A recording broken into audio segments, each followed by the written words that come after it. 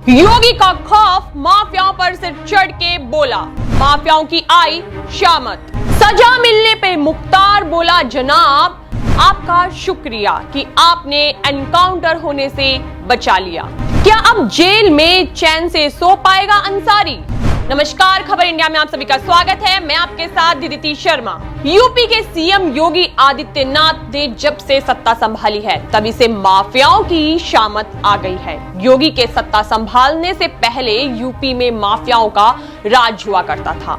यहां तक कि सपा सरकार में माफियाओं को खूब पाला पोसा जाता था, या यूं कहें कि सपा के राज में माफियाओं की तूती बोला करती थी। यूपी पुलिस की छवि आजम खान की भैंस ढूंढने से ज्यादा कुछ भी नहीं थी। वो माफियाओं के आगे भीगी बिल्ली की तरह म्याऊं म्याऊं से ज्यादा कुछ नहीं कर पाती थी। लेकिन फिर आया बाबा का राज और पुलिस की छवि भी सुधरना शुरू हो गई।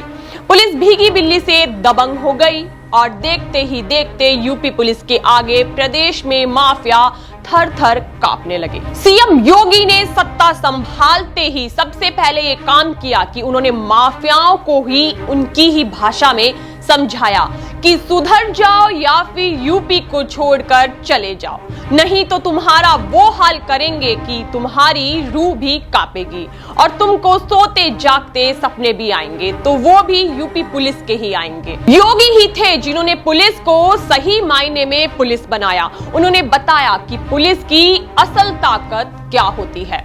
योगी के शासन में अब तक करीब 184 एनकाउंटर हुए, जिनमें विकास दुबे, आदित्य राणा और माफिया अतीक अहमद के बेटे असद का भी एनकाउंटर शामिल है, जिसके बाद से ही माफियाओं की घिग्गी बंदी हुई है।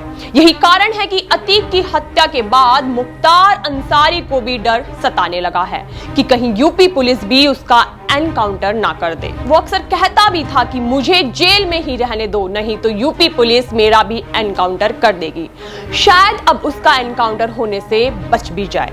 आपको बता दें कि माफिया मुख्तार अंसारी और उसके भाई अफजाल अंसारी को आज शनिवार को गाजीपुर की एमपी एमएलए कोर्ट में यूपी पुलिस ने पेश किया था, जिसके बाद माफिया मुख्तार अंसारी को गैंगस्टर एक्ट के तहत 10 साल की सजा सुनाई और साथ ही 5 लाख का जुर्माना भी लगाया।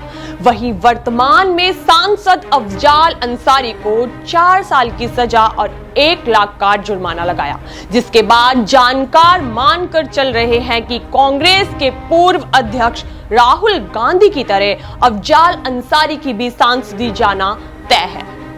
माफिया मुख्तार अंसारी की दबंगई ऐसी थी कि आम से लेकर खास लोगों के मन में उनका खौफ चरम सीमा पर था।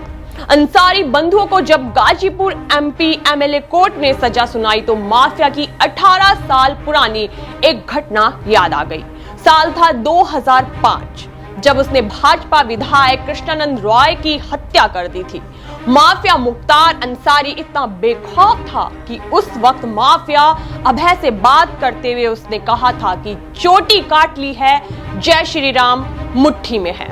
इस समय माफिया मुख्तार अंसारी बांदा जेल में बंद है और वो चाहता भी ये है कि वो जेल में ही रहे, क्योंकि उसको अच्छे से पता है कि अगर वो बाहर निकला तो कहीं ऐसा ना हो जाए कि यूपी पुलिस उसका एनकाउंटर कर दे या फिर माफिया अतीक अहमद की तरह उसको कोई हत्यारा मौत के घाट उतार दे। जब से अतीक मारा गया है तब से ही मुख्तार अंसारी खौफ में है। सबको पता है कि उसका स्वास्थ्य ठीक नहीं है, लेकिन यूपी पुलिस का खौफ उसके मन में हावी है कि उसने मेडिकल करवाने से भी इनकार कर दिया था और कहा था कि वो बिल्कुल ठीक है। अंसारी बंधुओं को सजा सुनाए जाने पर कृष्णानंद रॉय के बेटे पीयूष रॉय ने संतोष जताते हुए कहा कि सीएम योगी आदित्यनाथ की अपराधियों और माफियाओं के प्रति जीरो टॉलरेंस नीति का ही नतीजा है कि आज माफियाओं की सांसें हलक में अटकी हुई हैं, और साथ ही ये भी कहा कि योगी के ही कारण आज माफिया मुख्तार बंधुओं को सजा हो पाई है। माफिया मुख्तार अंसारी को जब सजा मिली तो वो अल्लाह से दुआ कर रहा होगा कि अच्छा हुआ कि उसको सजा हो गई, क्योंकि वो भी जानता है कि खुला माफिया यूपी पुलिस के लिए आसान शिकार है। मुख्तार अंसारी भी जानता है कि जैसे शेर किसी बकरी का शिकार करता है, वैसे ही किसी दिन योगी की पुलिस उसका भी एनकाउंटर कर देगी।